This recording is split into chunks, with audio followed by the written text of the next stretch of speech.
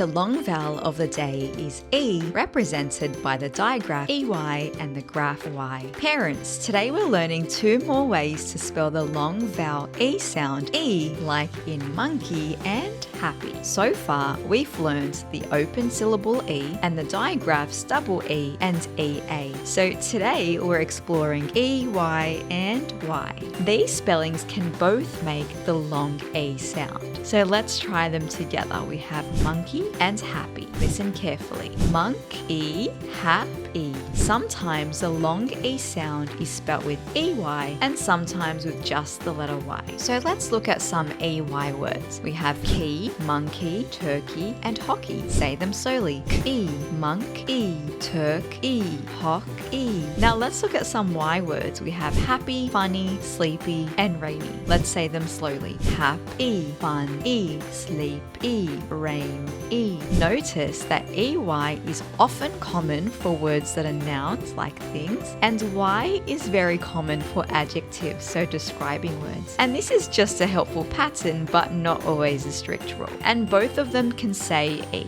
To bring these long vowels to life at your home, try some of these activities. First, we have choose the ending. Say a word aloud and think about whether it's a noun or an adjective. Let's look at the first word. We have messy. Ask, do we hear EY or Y? Do you think that's a noun or an adjective? Messy is a Y. Key, EY. Muddy, Y. Donkey, EY. Windy, Y. And valley, EY. This helps children connect sounds to spelling patterns. Next, we have the EY and Y word sort. Draw 2 silly monkeys, one with EY and one with Y, and then sort these words. We have puppy, chimney, jockey, snowy, sticky, journey, tiny, and kidney. Then children get to feed the correct monkey with the correct ending. This builds strong visual recognition. Next, we have find the pattern. Hide words around the room, and you can use words like funny, money, lazy, stormy, turkey, and jelly. And then when your child finds a word, they read it aloud and decide, does it end with EY or just Y? Because movement and sorting give stronger memory. To practice vocabulary, practice these words. We have sunny, turkey, funny, journey, stormy, chimney, sleepy, and hockey. Now try reading this sentence together. The sleepy monkey played hockey near the chimney.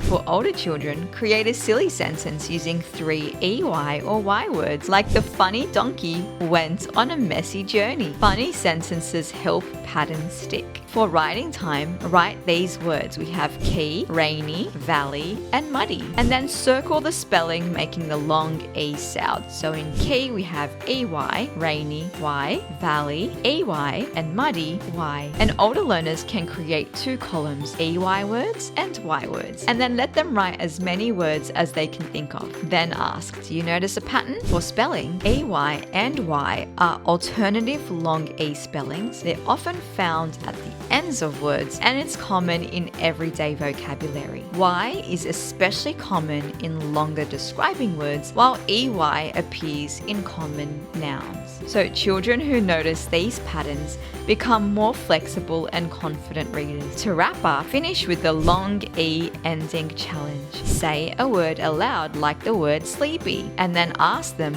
would this word more likely end in EY or Y? And you can try some more. Words like funny, ending in Y. Turkey, EY. Windy, Y. Hockey, EY. Messy, Y. Monkey, EY. Quick comparison builds stronger spelling instincts. So you've just explored 2 more ways to spell the long E sound. When children understand that EY and Y can both say E and begin noticing the patterns they follow, reading and spelling become much more confident. So save this video and follow Lead and Succeed to keep strengthening reading 1 intentional sound at a time.